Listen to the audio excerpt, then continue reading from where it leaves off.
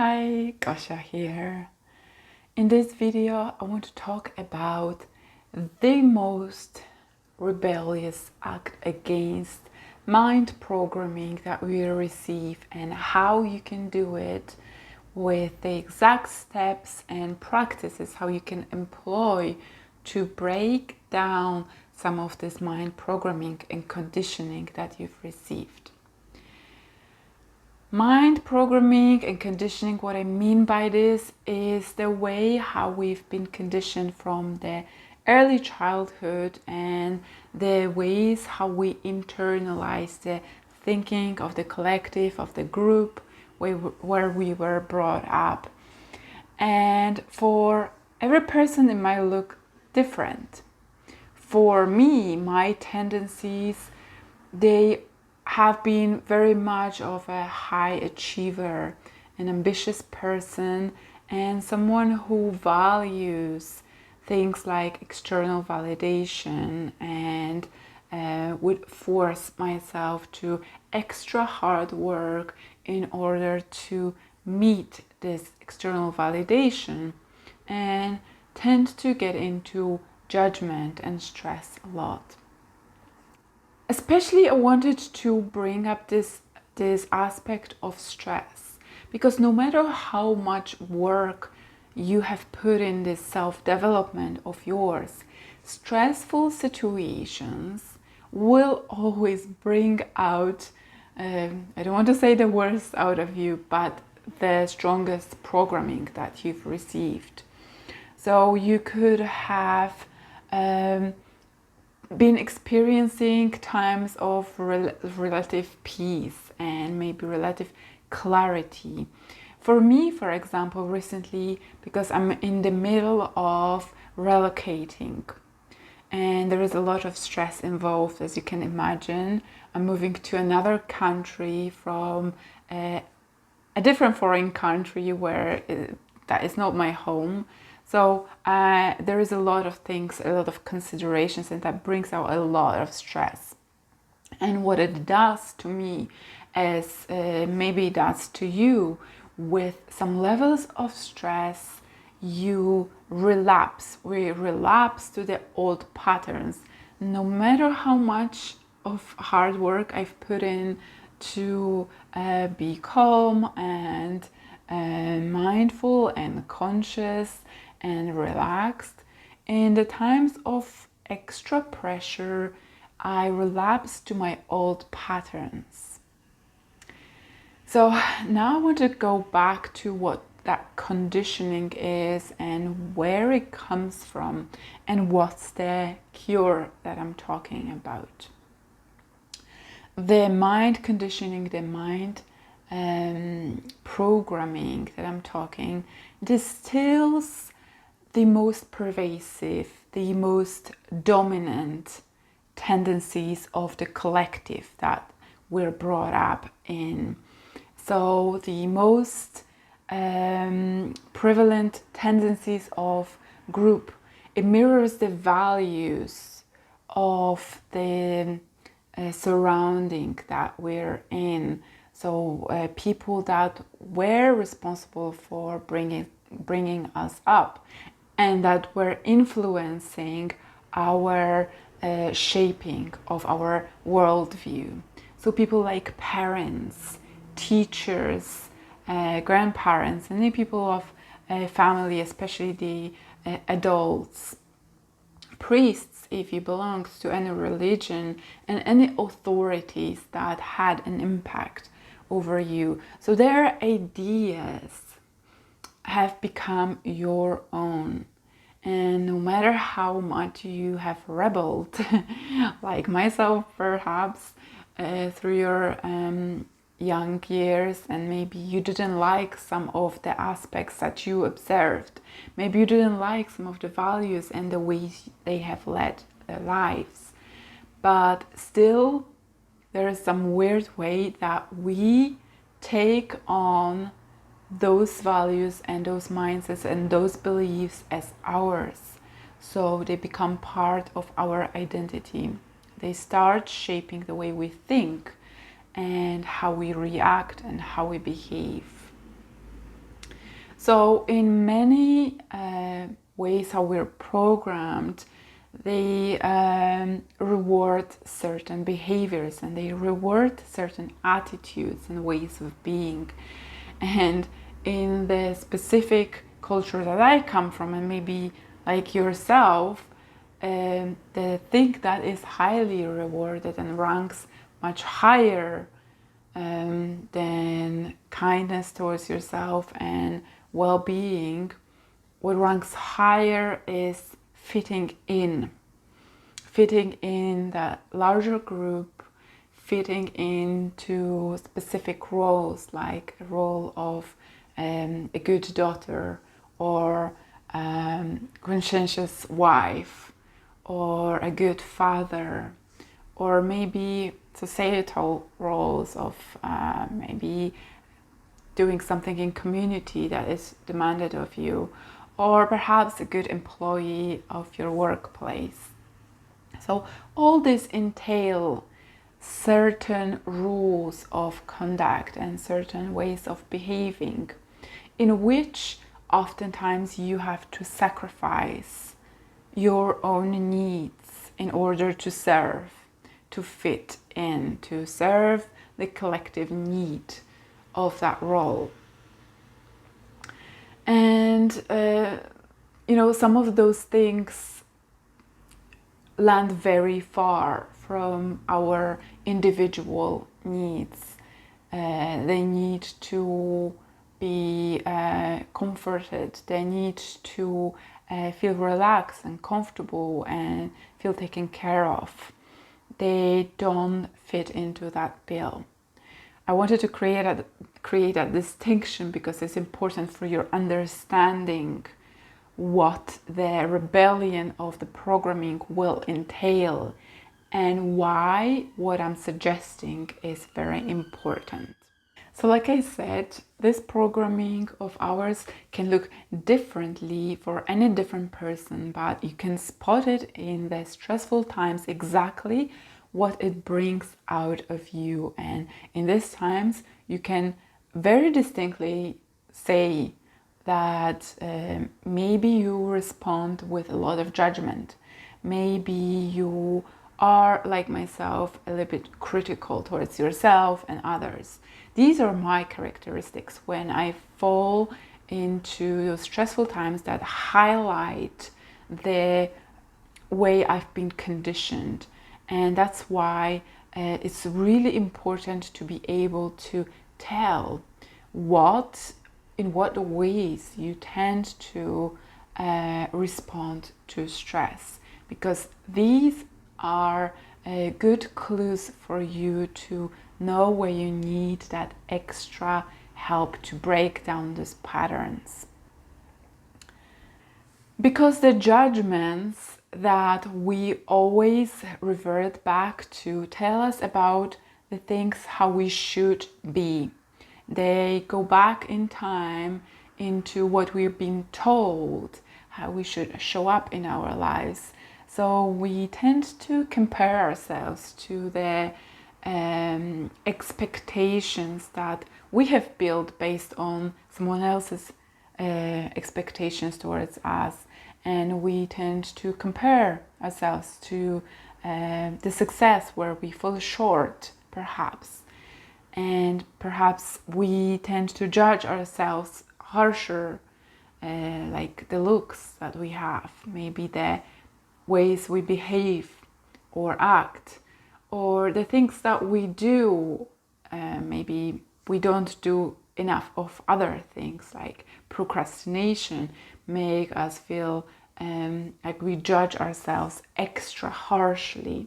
I really wanted to bring this up, the way how your programming manifests, especially highlighted in the times of stress, how your judgment shows up, because they point to that part of you that manifests, that judgmental part of you that will manifest in those times that you will have to defy when you go up against it. So the power of collective that has shaped this part of you that you've internalized, the both things you will have to defy. Both dealing with the external demands of society, of people, or your family, your friends, or what you might think someone expects of you, and all that what this part entails, what it demands of you, that judgmental part of you. Now that I've created this image for you and you know what to expect, what kind of power you're dealing with, I want to bring up the essence of this video, which is the cure, which is the act of rebellion you're going to activate. And this is being gentle and kind towards yourself. It sounds so easy and so basic, right? But how hard in this world it is to be gentle and kind towards yourself. When you're dealing with all the demands of the world, what you expect others expect out of you, and what that critical part of you demands of you, all the ways you should behave and all the ways you require of yourself that you should act, look, behave, achieve, live, in what kind of conditions you should live. All those things and expectations and demands you have built, now you need to be gentle with yourself in order to defy this mind programming. What do I mean by this exactly? And how would you have to do this? The first way how you can do this is to start by setting an intention that you want to be that way towards yourself.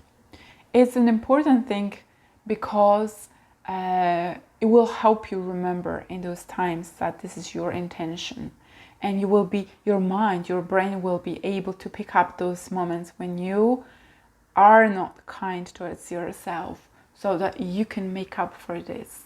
When you set an intention, you literally program your mind in a different way so that it scans for the conditions that you've set that you want to respond to. Second is that you have to create space in your body to hold that tension that comes with defying, with rebelling against programming.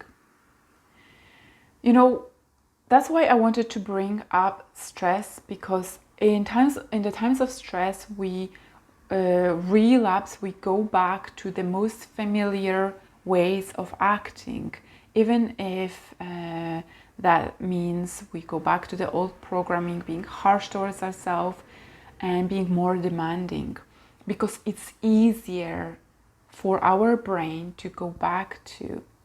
In order to act in a way that is gentle and kind and soothing, you have to create space in your body to hold that tension of not behaving accordingly to those expectations. It is very uncomfortable having to deal with those demands and not to react to them. It requires a lot of discomfort from your body, and staying with those emotions of discomfort to say no to the demands of other people as well, and not feel like you have to sacrifice yourself. All these are elements of how you can be kinder and gentler with yourself. This is how you can honor your needs, which is rebelling against the mind programming that you received. Creating that space and that time and slowing down things is giving you the room to listen to your heart and to connect to how you want to behave, to connect to how you wish to talk to yourself, because you know deep down what you would want to hear, to be comforted, to be treated nicely, fairly, against to what your conditioned voice tells you. That's why creating this space and time, the slowing down, is important, because the conditioned mind is really great when there is shortage of time, when you're rushing things, when you're stressed, because it's triggering the old response of thinking. So you've got setting intention, you've got creating in your body space to hold discomfort whenever you feel like you're wanting to go back to the old ways. And the third way that I think is very, very important, how you want to practice being gentle with yourself, is having more patience, especially with yourself. Why having patience is so important?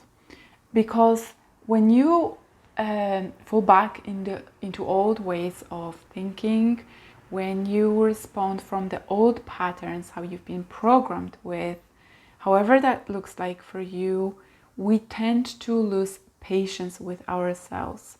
We tend to speak harshly and criticize ourselves, and we tend to think about our ways of being as incompetent or maybe insufficient or not good enough. So even self-talk around, I will give myself enough time to deal with this thing, or I will take things slower so that I can process things, especially in the times of stress, or especially when you feel like you go back to this programming. Giving yourself enough time to stay with emotions, and maybe allocating some alone time on daily basis when you need this. And I always recommend that everyone has alone time every single day, so that you can reflect, that you can introspect, that you can journal and meditate and sit with the discomfort of all the thoughts that tell you you should behave in a different way, that you should maybe go faster and be better, or maybe look differently, or maybe you should have done things in a different way. You need that space to deal with those emotions. It's hard. It's a hard act to deal with mind programming. So having that patience, giving yourself more time, more alone space in your mind, that you get to process this power struggle with that part of you that wants to hold a grip on you and wants for you to act in the programmed way. As you see, being gentle with yourself is actually the way how we can always bounce back from the programming. And I want to tell you about this, especially for me, who regardless of the stages of awakening that I've experienced and the amount of self-work, I still relapse to those old ways of programming. But with that gentle thought that I'm able to offer to myself, with that extra space that I give to myself to process, with that time and nourishment I give to myself when I feel like I'm falling short to all those demands, and I just give myself space to feel that and listen to all those demands and find a more realistic way of looking at the circumstances that I'm in, and find more patience with myself. These are very simple, very basic, but very powerful ways that you can offer to yourself whenever you feel you go back and start judging yourself through all those old filters that you've been programmed with. That's why being gentle and kind with yourself is the ultimate act of defiance against the old programming, the old pools that you can practice and incorporate in your days. If you enjoyed this video, I'm really glad, because I put a lot of work into structuring this video so that the most practical, the most useful for you. And if you want any more of that kind of content, remember to subscribe and to look out for the upcoming videos where I share the content about mind, body and soul connection and how to make it practical so that you can maintain the most joyous and the most peaceful way of being in your life. I want for everyone to live the most aligned and most stress-free life that they can, but remembering that the whole scope of emotions is important. So feel free to comment if anything resonated with you, and I really hope that you join me in the next video.